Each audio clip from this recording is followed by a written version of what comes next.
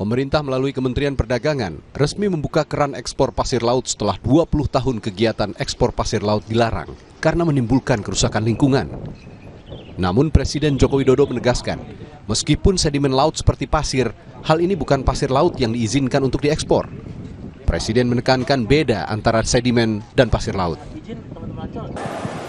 Sekali lagi, itu bukan pasir laut ya, yang dibuka adalah sedimen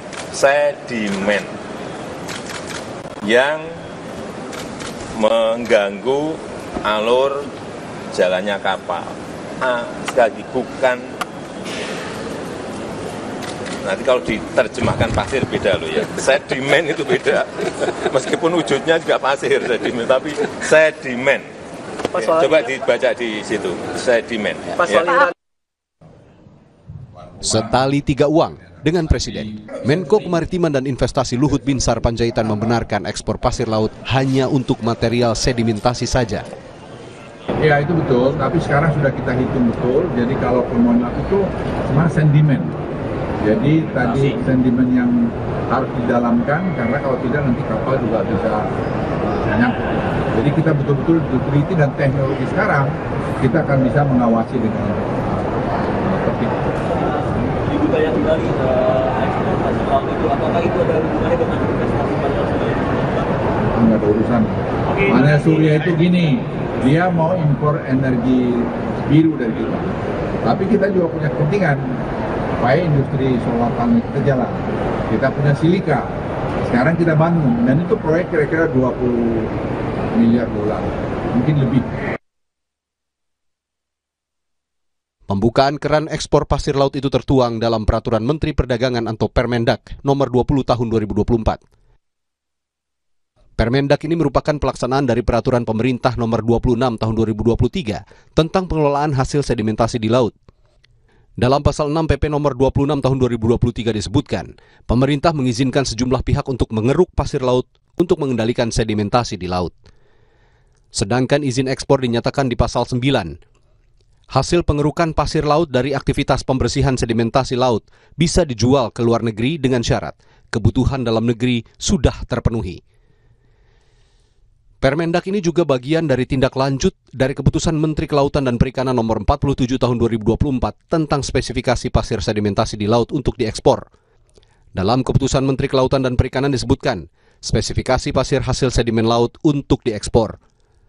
Di ketentuan ini disebutkan soal ukuran butiran persentase kerang, kadar maksimum kandungan emas, perak, atau bahan mineral lainnya. Sebelum dilarang pasir laut di Kepulauan Riau, sebagian besar diekspor ke Singapura. Data Kementerian Perdagangan menyebutkan, volume ekspor pasir laut dari Kepulauan Riau diperkirakan mencapai 250 juta meter kubik per tahun. Pasir laut yang diekspor dari Indonesia sebagian besar digunakan untuk reklamasi daratan di Singapura. Dengan impor pasir laut dari Indonesia, luas wilayah Singapura menjadi semakin luas. Luas Singapura sebelum merdeka dari Malaysia mencapai 578 km persegi. Per Juni 2024, luas wilayah Singapura bertambah menjadi 735,6 km persegi atau bertambah 157,7 km persegi. Izin ekspor pasir laut telah dilarang sejak era pemerintahan Presiden Megawati 20 tahun lalu. Larangan diberlakukan karena eksploitasi pasir laut berdampak buruk terhadap lingkungan. Wahana Lingkungan Hidup Indonesia atau WALHI sebut rencana ekspor pasir laut salah kaprah dan makin merusak lingkungan. Pemerintah seharusnya membenahi kawasan hulu yang menyebabkan sedimen pasir menumpuk, bukan justru membuka keran ekspor pasir laut. Kalau kita perhatikan gambar ini, itu yang kotak merah, itu adalah wilayah pertambangan PT Freeport di Papua. Oke? Nah, yang warna biru itu adalah wilayah pembuangan tailing atau limbah ya dari pertambangan PT Freeport yang berlangsung sejak lama sekali. Lalu yang warna kuning itu adalah sedimentasi yang berakhir di wilayah pesisir dan laut. Nah, pertanyaannya adalah, kalau pemerintah ingin mengeruk sedimentasi yang ada di laut, tetapi tidak menyelesaikan, tidak menghentikan pertambangan di darat, apakah akan selesai? Tentu tidak.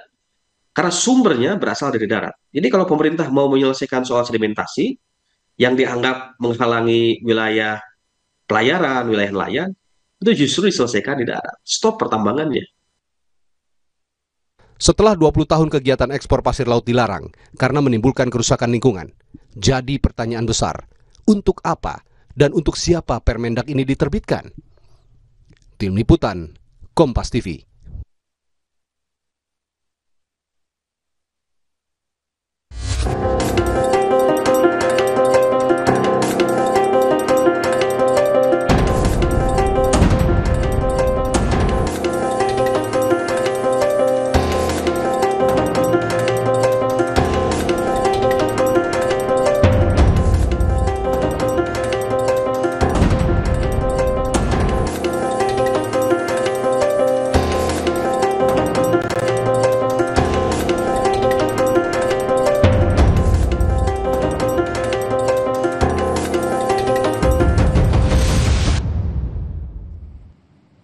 Pemerintah melalui Kementerian Perdagangan memutuskan membuka kembali ekspor pasir laut. Menurut Presiden Joko Widodo, yang diekspor bukan pasir laut, melainkan sedimen pasir.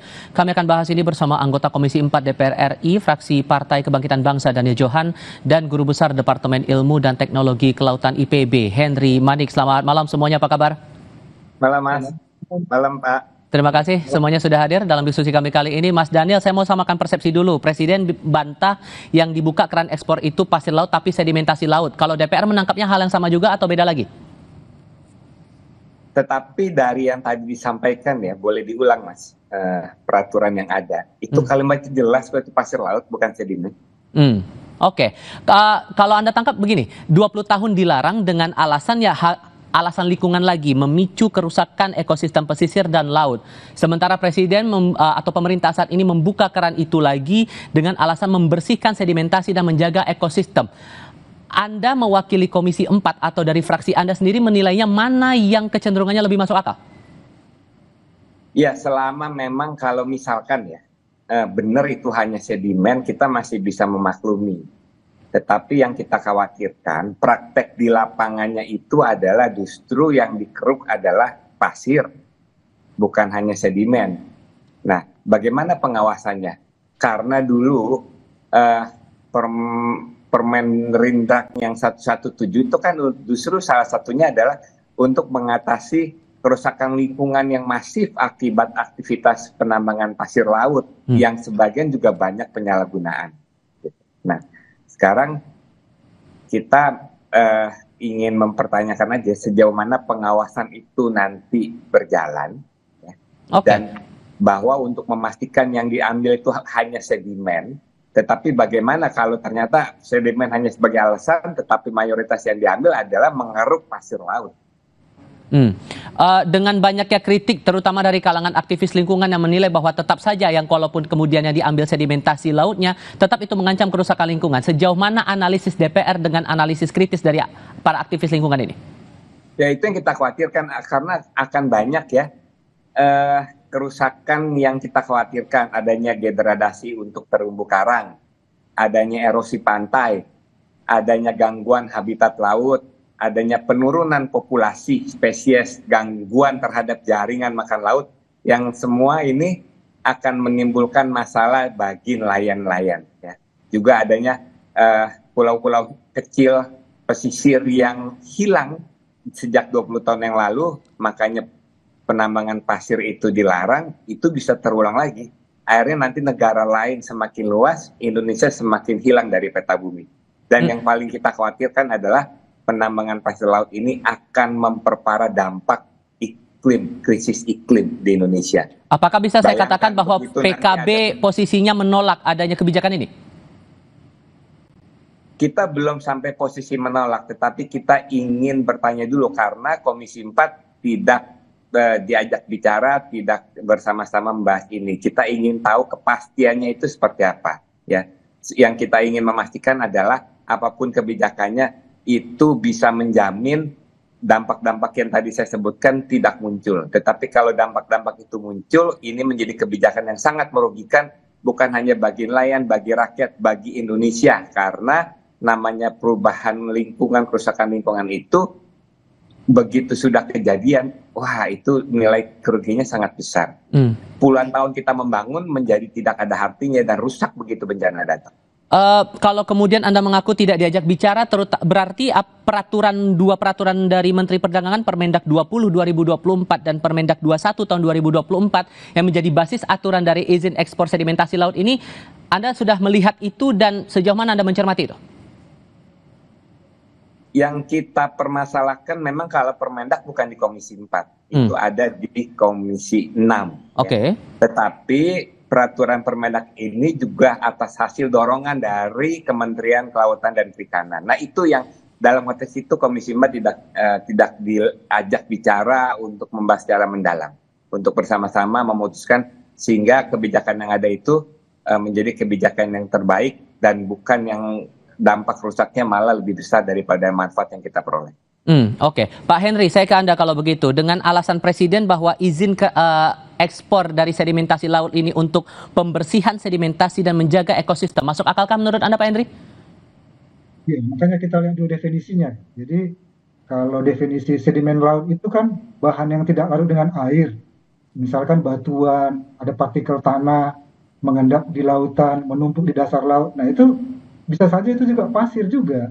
Ya, jadi jadi sedangkan sedimen itu ya bisa pasir ya, nanti kalau ada yang halus ya nanti hal-hal yang ini ya batu-batuan, partikel. Jadi nah ini kan bisa juga sisa organisme laut ya, termasuk vulkanisme bawah laut. Nah ini yang seperti mana yang disebutkan dengan sedimen.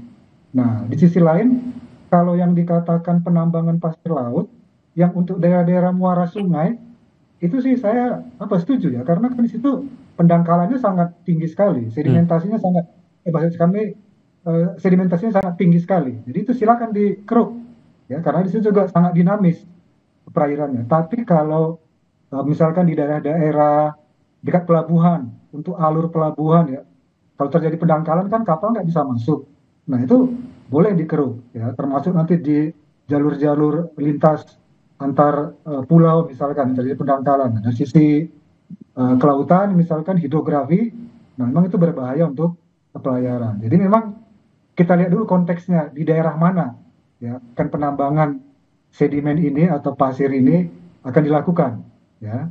Nah itu kan belum jelas juga itu disebutkan begitu ya. Sehingga menurut Anda harus ada zona khusus untuk melakukan ekspor itu tadi? Iya betul, karena kalau tadi disampaikan oleh Mas Daniel juga kan, sesuai dengan aturan-aturan ya kita sudah tahu misalkan daerah-daerah tertentu yang misalkan memang di situ tempatnya perikanan, ya, kemudian nanti ada terumbu karang, nah kemudian ada tadi padang lamun, nah itu sangat riskan terhadap lingkungan laut ya, karena akan merusak ekosistem produktivitas perairan, ya. Tapi kalau misalkan daerah pelabuhan yang memang sudah terjadi pendangkalan, sedimentasi tinggi, muara sungai yang juga sedimentasi tinggi, itu silakan untuk dilakukan pengerukan. Itu tadi, ya itu. Oke. Begini juga, kita karena sudah 20 tahun ini di stop kerannya untuk ekspor pasir laut atau sedimentasi laut, apapun lah itu namanya.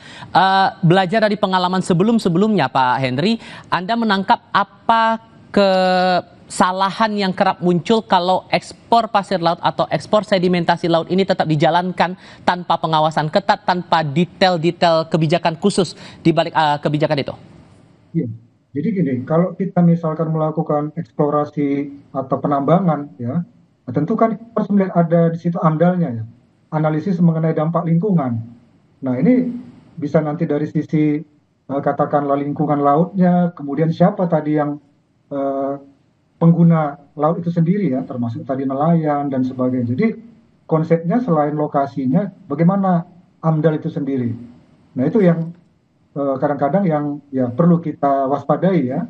Artinya karena kita katakanlah mengeksplorasi pasir, sementara tadi untuk rehabilitasinya, nah itu juga berdampak yang lebih besar nantinya daripada sekedar eksplor pasir ini, yang juga nilai ekonomisnya ya sebenarnya menurut saya juga nggak terlalu tinggi ya, kecuali ya kalau misalkan kita katakanlah dari pasir ini nanti ada mengandung besi, ada mengandung silikat, ya ada mengandung karbonat. Nah, justru apa sebenarnya ini yang kita harus melakukan sebenarnya ekstraksi ya dari pasir-pasir ini, dari pasir laut ini, karena setiap daerah juga beda-beda ininya kandungannya. Kalau tadi di misalkan daerah Bangka Belitung, Riau itu memang silikatnya tinggi, ya. Sedangkan silikat itu juga banyak ya. Nah, kita gunakan misalkan untuk beberapa hal ya, misalkan untuk sel surya, untuk nanti misalkan eh, apa namanya bahan semikonduktor. Nah, itu artinya dibandingkan dari material pasir itu sendiri. Oke. Selain material itu, sorry saya potong. Selain material itu juga ada syarat kalau kemudian ekspor sedimentasi laut ini dibuka kembali selama kebutuhan dalam negeri tercukupi. Menurut Anda Pak Henry, ukuran tercukupinya itu sudah jelas atau belum dalam aturan yang ada sekarang? Iya. Kalau tadi yang ditayangkan itu apa yang dan yang saya baca masih belum jelas ya.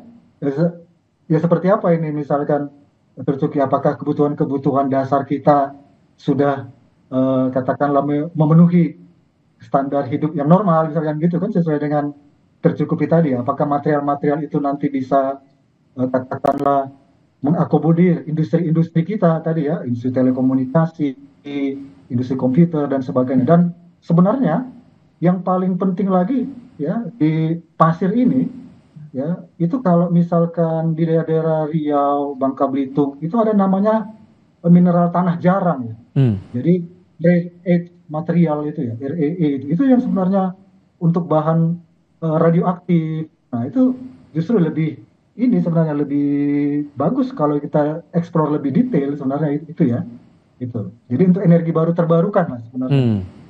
Listrik, industri IT ya, itu sebenarnya ekstraksi itu yang masih belum dilakukan ya, daripada hanya sekedar katakanlah pasir itu sendiri ya. Oke.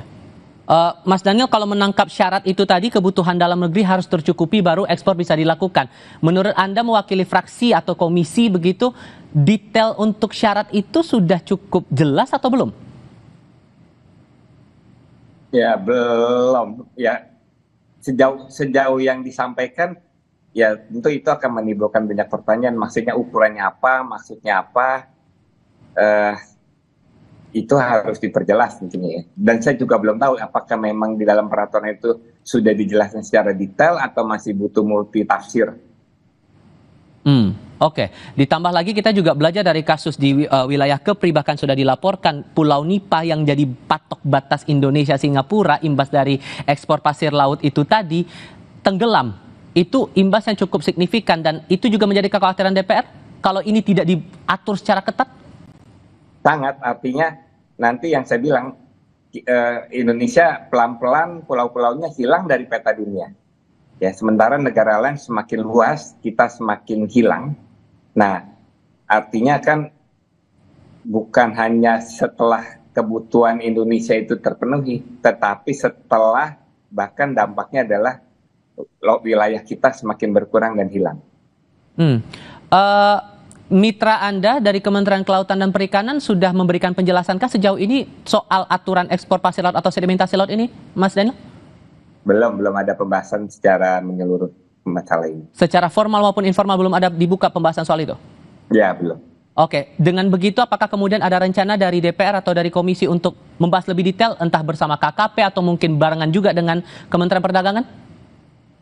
Tentu pasti ya dengan KKP itu tentu pasti ya, nanti komisi akan mengajukan usulan rapat kerja bersama. Tetapi kalaupun periode DPR saat ini secara jadwal sulit, kita berharap itu tetap menjadi komitmen bersama, tidak dibatasi oleh periodisasi ya.